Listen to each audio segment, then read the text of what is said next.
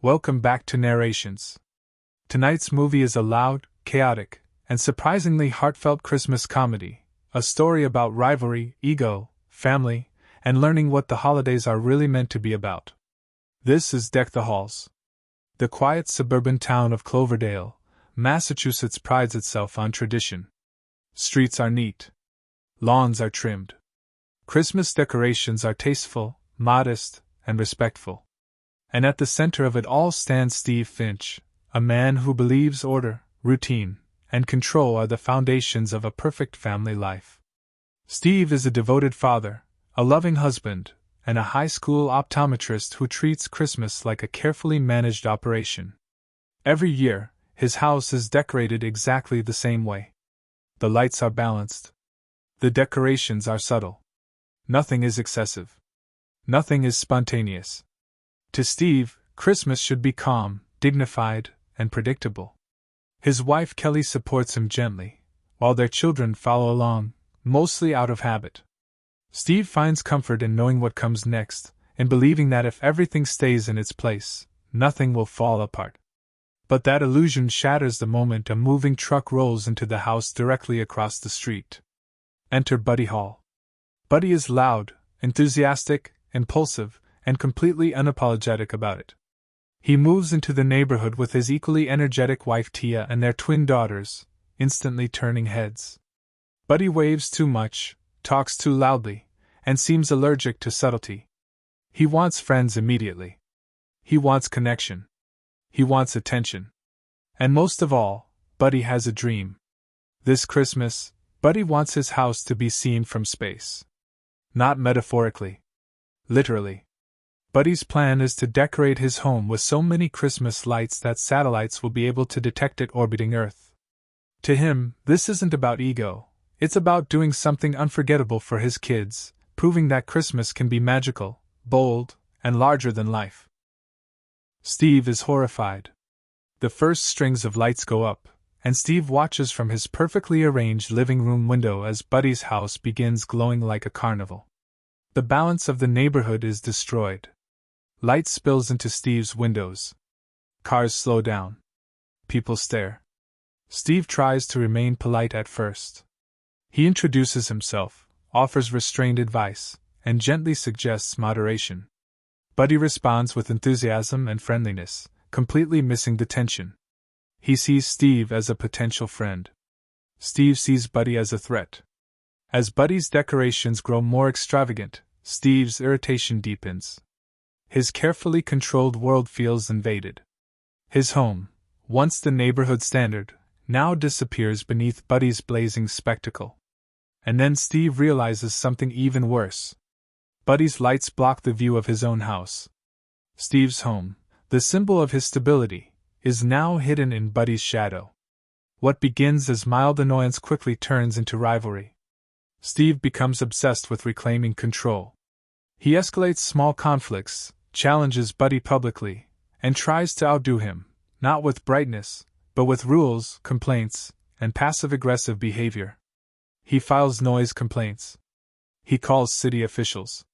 He lectures Buddy about community standards. Buddy, meanwhile, remains oblivious, at first. He believes Steve simply needs time to warm up. But as obstacles pile up, electrical failures, permit issues, angry neighbors, Buddy begins to feel the sting of rejection. His dream starts slipping away, and the pressure to deliver something spectacular for his kids grows heavier. The rivalry intensifies. Lights short-circuit. Decorations collapse. Arguments spill into the street. The entire neighborhood becomes divided, some amused, some annoyed, all watching the spectacle unfold. Steve's obsession begins to affect his family. His kids grow embarrassed. His wife grows concerned. Christmas, once a season of calm joy, has become a battlefield fueled by pride. And Buddy's dream? It's starting to crumble too. He wants to be liked. He wants to belong. But his need to be seen, literally and emotionally, blinds him to the chaos he's causing. Two men. Two visions of Christmas. Both convinced they're right. And as Christmas Eve approaches, the line between competition and destruction grows dangerously thin. Because when pride takes over, even the brightest lights can cast the darkest shadows. As December inches closer to Christmas Eve, the rivalry between Steve Finch and Buddy Hall takes on a life of its own. What began as irritation now feels personal, almost primal. Every new strand of lights Buddy installs feels like a direct challenge to Steve's sense of order. And every complaint Steve files feels like a deliberate attempt to crush Buddy's joy. The neighborhood becomes a stage. Cars slow to a crawl. Tourists arrive with cameras. News vans park along the street. Children cheer. Adults shake their heads.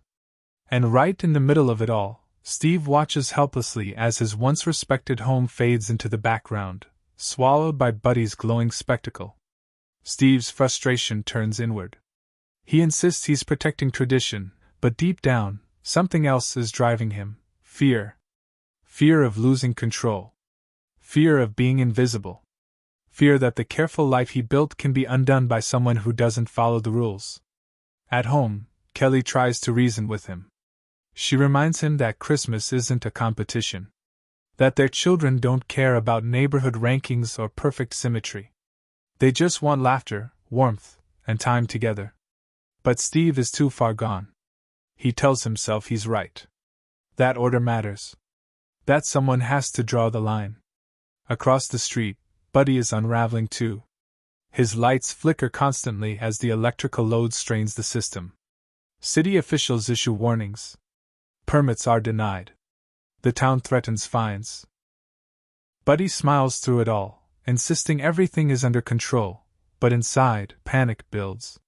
He promised his daughter something unforgettable. He promised magic. And now it's slipping away. Buddy starts cutting corners. He borrows generators. He ignores safety warnings. He doubles down instead of stepping back. Because for him, the lights aren't just decorations. They're proof that he belongs, that he matters, that he can give his family something extraordinary. The breaking point comes when Steve makes one final attempt to shut Buddy down. On the biggest night yet, with crowds gathered and anticipation high, Steve's actions trigger a catastrophic overload. The lights surge. Transformers blow. The entire neighborhood plunges into darkness. Silence falls. No lights. No glow. No applause. Just cold, empty night. The crowd disperses quickly, disappointed and frustrated. The media packs up. The spectacle is over. And in the darkness, reality finally sets in. Buddy stands in front of his house, staring at the unlit decorations, his dream reduced to tangled wires and broken bulbs.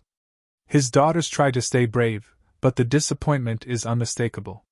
For the first time, Buddy can't pretend everything is fine.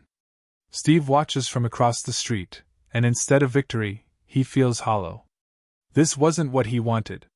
This didn't fix anything. The blackout spreads further than anyone expected.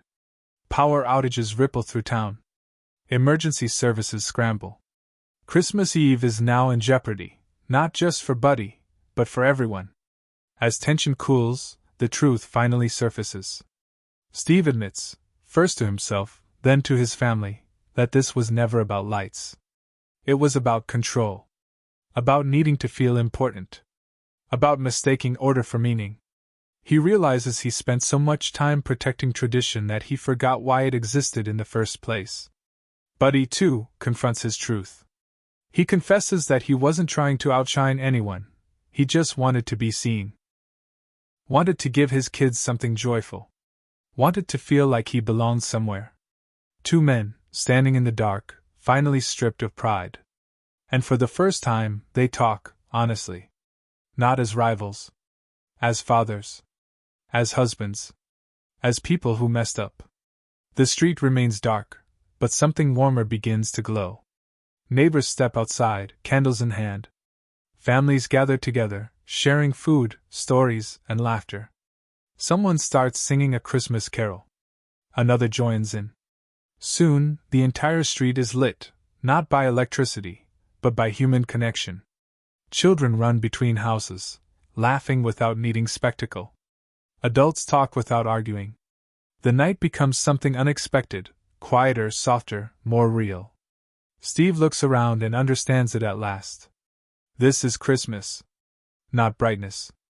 Not perfection. Not control. But people. In a final act of reconciliation, Steve and Buddy work together to restore power just enough to light one simple display, modest, shared, and meaningful. It's not visible from space. It doesn't attract crowds. But it belongs to everyone. As snow begins to fall, the neighborhood gathers beneath the gentle glow, smiling, forgiving, reconnecting. Steve's family stands beside him, closer than they've been all season. Buddy's daughters laugh freely, no longer measuring magic in lumens. Christmas morning arrives quietly. Steve wakes up peaceful. Buddy wakes up grateful. And the street, once divided, feels like a community again. The rivalry fades into memory, replaced by understanding. Because sometimes, the brightest thing about Christmas isn't the lights at all. It's learning when to let go. And so, Christmas arrives not with the brightest lights or the loudest applause, but with something far more lasting. Two families learn that competition can never replace connection. A neighborhood remembers that tradition means nothing without kindness. And two men finally understand that being seen matters far less than being present. Deck the Halls is a Christmas story about pride, rivalry, and the quiet realization that the holidays aren't about winning or outshining others. They're about sharing space, forgiveness, and finding joy in the people right across the street. If you enjoy listening to Christmas comedies, holiday favorites, and familiar stories that blend humor with heart, you'll find many more movies like this here. Thanks for listening, and Merry Christmas.